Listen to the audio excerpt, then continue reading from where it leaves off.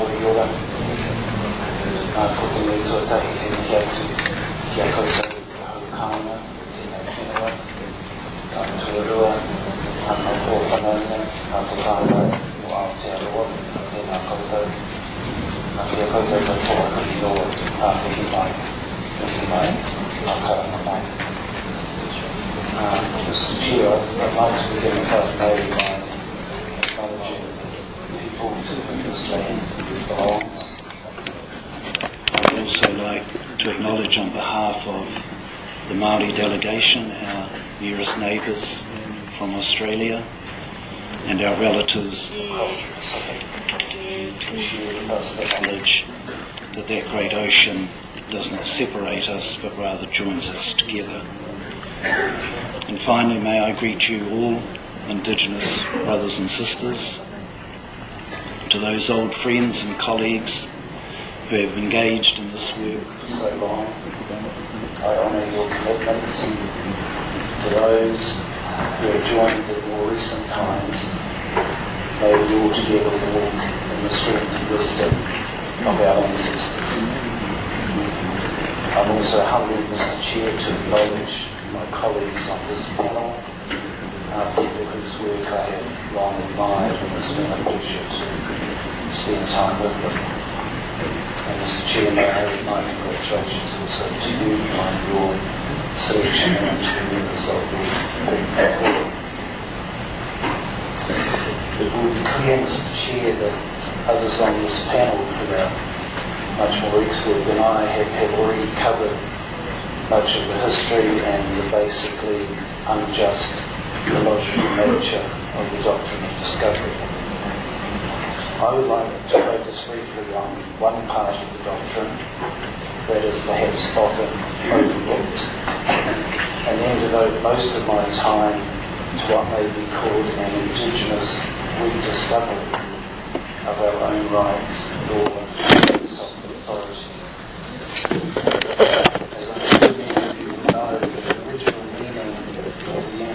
To discover is to open up to the gaze of others. What I would like to suggest in most of this presentation is the need for us as Indigenous peoples not just to acquire or colonising states and their agents reject the doctrine and its application, but that as Indigenous peoples we reopen and rediscover our own ancient discourses that our ancestors have left to us, and explore again how we might redefine and reclaim what our rights and authority mean.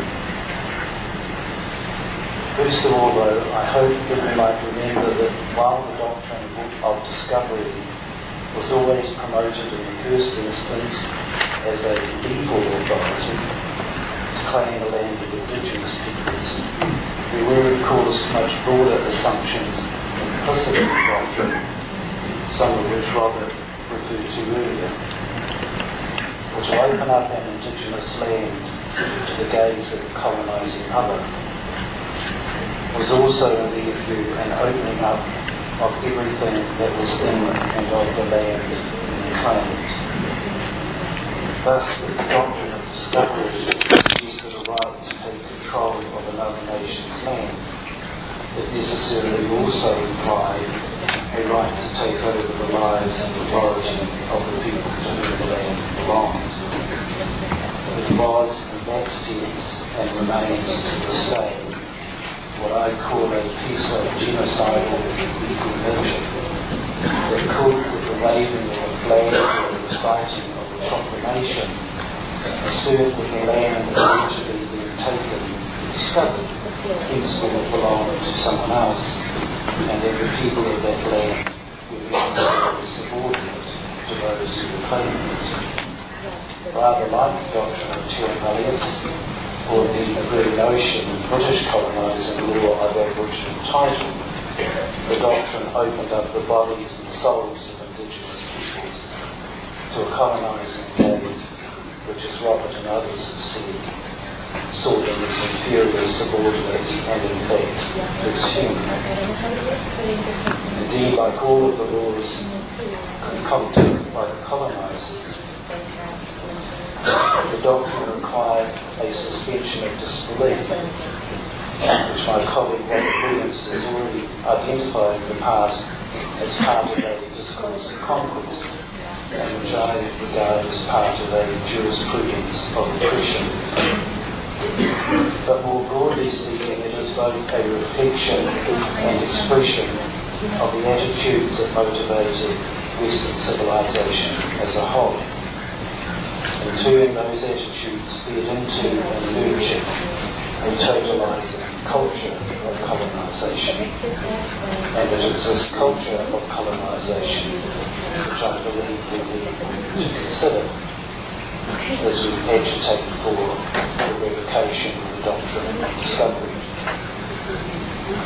For at its most base, the doctrine expresses fundamental environment racism, which has led to the oppression of millions of Indigenous peoples.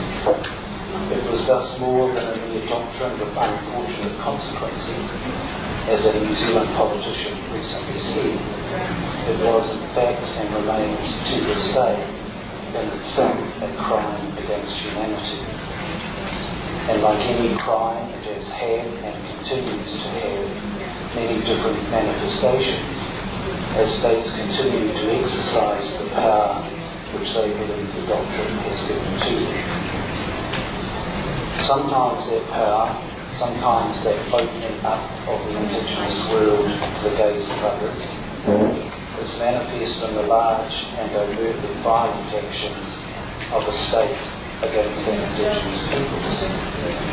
At other times, it can be a dismissive and often petty bureaucratisation of their power, as I believe we sadly witnessed in this forum with the initial unwillingness of states to allow us space together to speak about the common problems that we face and the thoughts and visions of who we might become.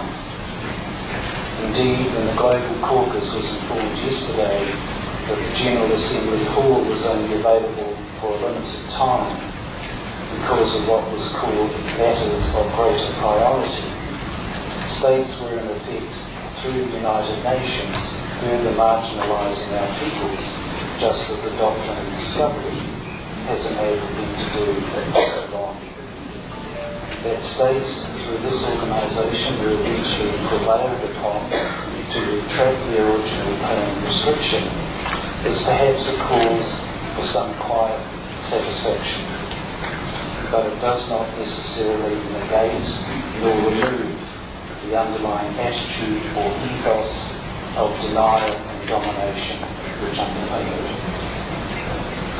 In my view, it will therefore not be sufficient for states or churches or others who have profited from the doctrine to merely reject it in the 21st century as an unfortunate product of another time.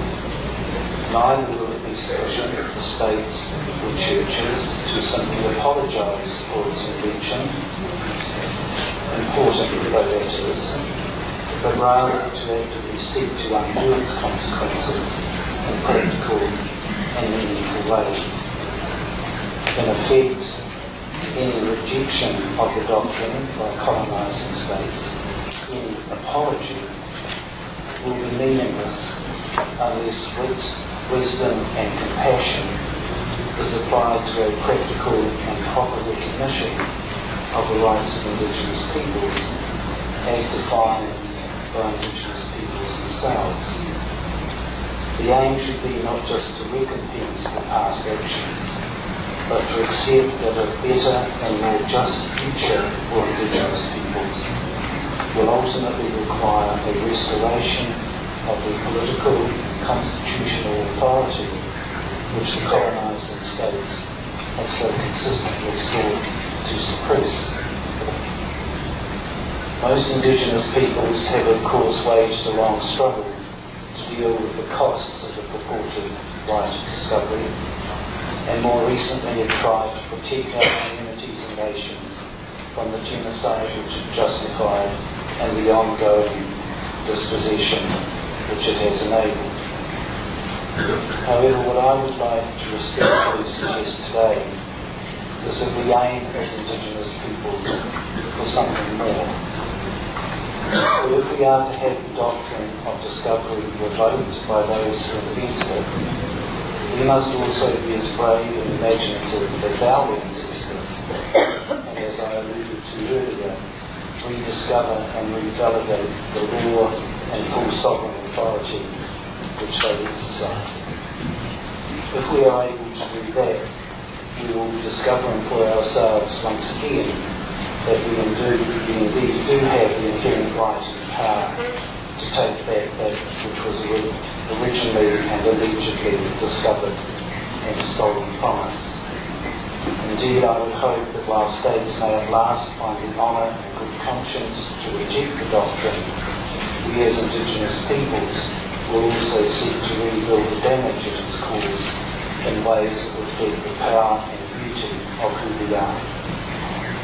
I do not underestimate the difficulties of that task, because the pressures of what may be called a culture of colonisation remain so intense.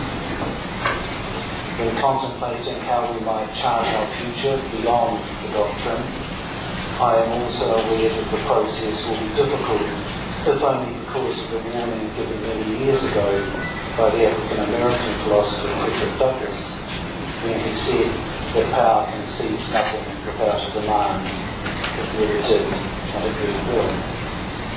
However, I firmly believe that as Indigenous peoples, we have power too, and that while the doctrine of discovery may have led to a practical destruction of the institutions of that power and the law that sanctioned it, the spirit and hope which underpin that power has never died. Perhaps the seemingly narrow debate about a doctrine spawned out of hatred and greed in a place far from most of our homes may also give us as Indigenous peoples the confidence to restate and give life to our own power. If we embark on that journey, each Indigenous nation will no doubt find its own way of reaching that goal. We will live the dreams that our own ancestors did for us. But I'd like to, in closing, mention briefly an attempt that Māori people are making in Aotearoa, New Zealand, to reclaim that power. Because we recognise that all Indigenous peoples have given effect to shared values in different political and constitutional ways, so at home we are embarking upon a process of constitutional transformation. That is an attempt to undo the constitutional structures and values of power that have been imposed on us and replace them with a set of constitutional truths that grow from our land and our histories and tradition. I am pleased and honoured to be part of the working group given that task, and among our delegation here today are three people who are also members of that working group, and I would like to acknowledge them as well. Although the English word constitution is often seen to be a complicated and complex term, it simply means the values and processes which a people choose to determine their own destiny. The doctrine of discovery sought to take away that ability to determine our own destiny. So to reject the doctrine, to rebuild our own constitutional truths, is in itself to deny the doctrine of discovery and to give true effect to the right of self-determination. For us as Māori then, part of the journey beyond the doctrine is necessarily the rediscovery of how we once cared for ourselves in our own land. We are not naive enough to think the colonising power will immediately or easily accept that ambition, or that the demands we make will be enough of themselves for them to give up their power. However, we are hopeful that by re-beginning such a dialogue, we will truly rediscover who we once were and who we once might again be, and that in itself will be our rejection of the doctrine of discovery.